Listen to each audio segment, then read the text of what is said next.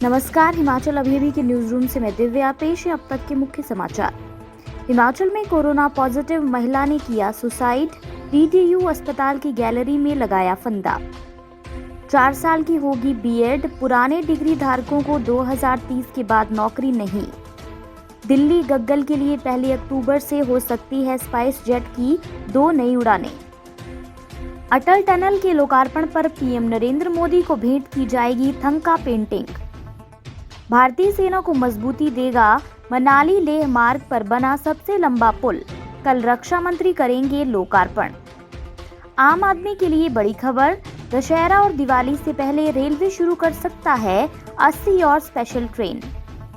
मूसलाधार बारिश से दरिया बनी मुंबई में आज छुट्टी का ऐलान, बीएमसी का अलर्ट, घर में ही रहें लोग।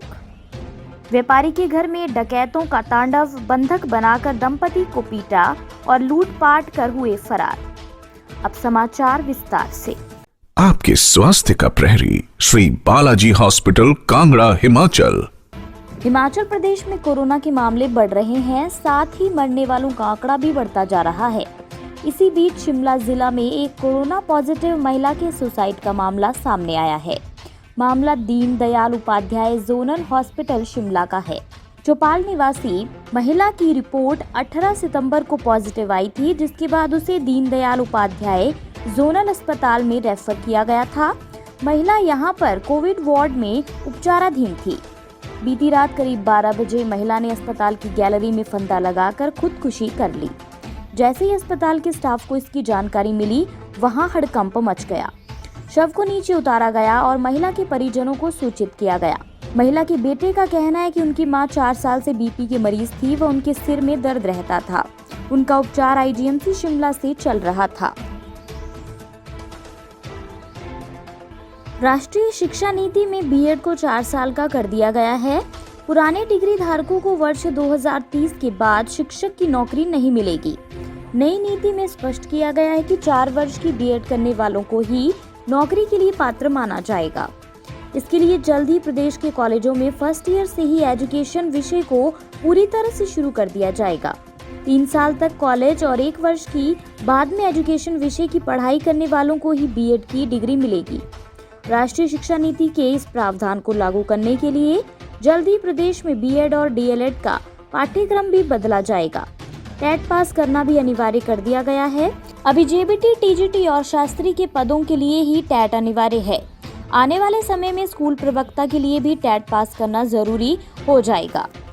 शिक्षा सचिव राजीव शर्मा ने बताया कि राष्ट्रीय शिक्षा नीति में मिड डे मील को 3 वर्ष की आयु तक के बच्चों के लिए भी शुरू किया जाएगा। ब्रेकफास्ट भी दिया जाएगा। प्री प्राइमरी शिक्षा के लिए आंगनबाड़ी वर्करों और शिक्षकों को प्रशिक्षण दिया जाएगा। 3री, 5वीं, 8वीं कक्षा की परीक्षाएं ली जाएंगी। हिमाचल प्रदेश की सीमाएं पर्यटकों और अन्य लोगों के लिए खुलने की घोषणा के बाद विमानन company spice jet Delhi Gaggal के लिए 2 नई उड़ानें शुरू कर सकता है। अगर यात्रियों की संख्या बढ़ी तो ये उड़ानें 1 अक्टूबर से शुरू होगी। इन फ्लाइटों के शुरू होने का ऑनलाइन शेड्यूल भी विमानन कंपनी स्पाइस जेट ने अपनी वेबसाइट पर अपलोड कर दिया है।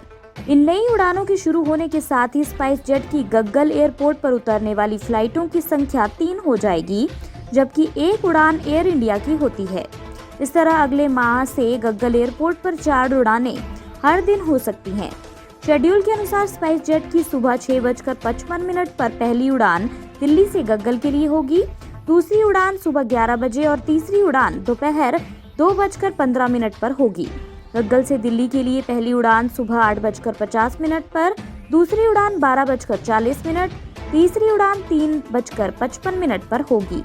वहीं एयर इंडिया 11:05 पर दिल्ली से गग्गल और 4:45 पर गग्गल से दिल्ली को उड़ान भरता है। सामरिक दृष्टि से महत्वपूर्ण अटल टनल रोहतांग के लोकार्पण के लिए पीएम नरेंद्र मोदी 3 अक्टूबर को हिमाचल आएंगे। इस दौरे को लेकर सामान्य प्रशासन विभाग ने तैयारी शुरू कर दी है। राज्य सरकार प्रधानमंत्री को भेंट स्वरूप थंका पेंटिंग, लाहौल स्पीति की परंपरागत पोशाक या कुल्लू जिले की संस्कृति को प्रदर्शित करती वस्तुएं भेंट करेगी। मुख्य सचिव अनिल खाची की अध्यक्षता में हुई बैठक में सोमवार को पीएम के दौरे पर चर्चा हुई। उन्होंने सामान्य प्रशासन विभाग को निर्देश दिए कि लाहौल स्पीति और कुल्लू जिले की संस्कृति से जुड़े 10 उत्पादों की सूची तैयार करें जिन्हें पीएम को भेंट स्वरूप दिया जा सकता है। इसमें कोई ऐसी चीज नहीं होनी चाहिए जिसे पहले भेंट किया जा चुका हो। इससे पहले ग्लोबल इन्वेस्टर मीट के लिए जब पीएम धर्मशाला आए थे तो सरकार ने उन्हें देवरथ उपहार दिया था। सामान्य प्रशासन विभाग 1-2 दिन में सीएम को इस संबंध में प्रेजेंटेशन देगा। सीएम तय करेंगे कि पीएम को क्या भेंट करना है। अन्य समाचार ब्रेक के बाद।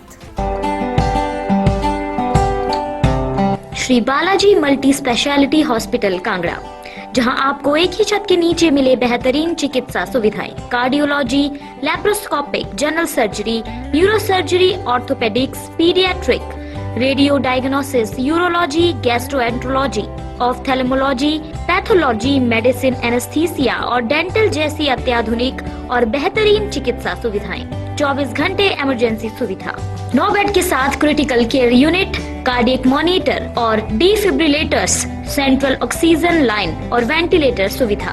हिमाचल प्रदेश के सबसे बड़े निजी स्वास्थ्य सेवा प्रदाताओं में से एक Shri Balaji multi speciality hospital Kangra राष्ट्रीय स्वास्थ्य बीमा योजना के साथ सूचीबद्ध Shri Balaji multi speciality hospital Kangra BPL परिवारों के लिए अस्पताल में कैशलेस भर्ती होने के साथ ही ईसीएच की भी सुविधा। हमारा पता Shri Balaji multi speciality hospital, Balaji Vihar, Ujjain, Kangra. संपर्क करें 9218411108 पर। Shri Balaji multi speciality hospital Kangra. Manali Leh मार्ग के दारचा में 360 मीटर लंबा पुल भारतीय सेना को मजबूती देने के लिए तैयार है। रक्षा मंत्री राजनाथ सिंह गुरुवार को ये भव्य पुल देश को समर्पित करेंगे। रक्षा मंत्री कल ऑनलाइन इस पुल का लोकार्पण करेंगे। चीन से तनातनी के बीच सामरिक महत्व की अटल टनल रोहतांग का लोकार्पण भी पीएम 3 अक्टूबर को करने जा रहे हैं। इस बीच एक और महत्वपूर्ण कड़ी जुड़ गई है। इस पुल के बन जाने से भारतीय सेना भारी मशीनरी चीन सीमा तक आसानी से पहुंचा सकती है। ये ब्रिज उत्तरी भारत का दूसरा और हिमाचल का पहला सबसे लंबा स्ट्रीट ट्रस्ट ब्रिज है। अटल टनल के लोकार्पण व पीएम के लाहौल व मनाली दौरे को लेकर तैयारियों का जायजा लेने के लिए सीएम जयराम ठाकुर आज से 2 दिवसीय केलंग दौरे पर हैं। सीएम आज तकनीकी शिक्षा मंत्री डॉक्टर रामलाल मार्कंडे और लाहौल स्पीति प्रशासन के साथ बैठक करेंगे। दोपहर बाद वाहन द्वारा सिस्सू के लिए रवाना होंगे। सिस्सू हेलीपैड का निरीक्षण करने के बाद बीआरओ अधिकारियों के साथ बैठक कर अटल टनल के लोकार्पण की तैयारियों का जायजा लेंगे।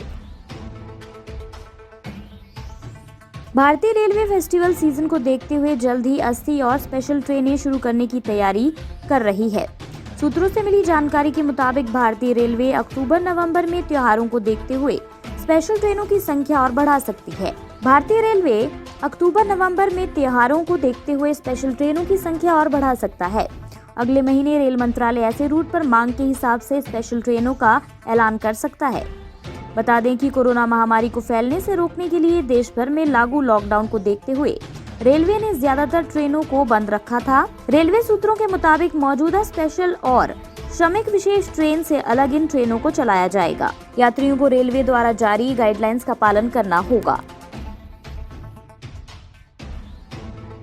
महाराष्ट्र की राजधानी मुंबई में हुई मूसलाधार बारिश के चलते जगह जगह पानी भर गया। सड़कें तालाब जैसी हो गईं और घंटों तक लोगों की गाड़ियां फंसी रहीं। शहर में हालात ऐसे हो गए हैं कि कई जगह पुलिस ने बारिश में फंसे लोगों को स्थानीय लोगों की मदद से बाहर निकाला और सुरक्षित जगह पर पहुंचाया। मुंबई में हुई इस भारी बारिश का असर ट्रेनों के परिचालन पर भी पड़ा है। बस और रेल सेवाओं को तत्काल प्रभाव से रोक दिया गया। भारी बारिश के चलते कई ट्रेनें कैंसिल करनी पड़ी। इस कारण कई लोग स्टेशनों पर घंटों फंसे रहे। भारतीय मौसम विभाग ने कहा कि बुधवार को भी मुंबई में तेज बारिश हो सकती है। विभाग ने बादल छाए रहने और भारी बारिश का अनुमान जताया है। नगर निगम के आयुक्त ने लोगों से जरूरी होने पर ही घर से निकलने को कहा है। गाजियाबाद के कविनगर थाना क्षेत्र के अवंतिका बी ब्लॉक में हथियारबंद बदमाशों ने कारोबारी सुरेश मित्तल के परिवार को बंधक बनाकर डकैती की वारदात को अंजाम दिया। घटना की सूचना मिलने पर पुलिस मौके पर पहुंची और मामले की जांच कर रही है।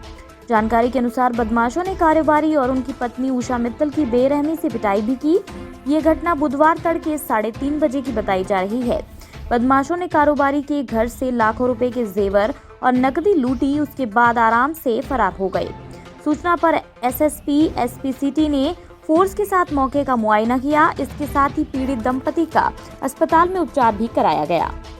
इसी के साथ ये बुलेटिन यहीं समाप्त होता है। अगला रेडियो बुलेटिन सुनिए शाम 7:30 बजे। तब तक के लिए नमस्कार। आपके स्वास्थ्य का प्रहरी श्री बालाजी हॉस्पिटल, कांगड़ा, हिमाचल।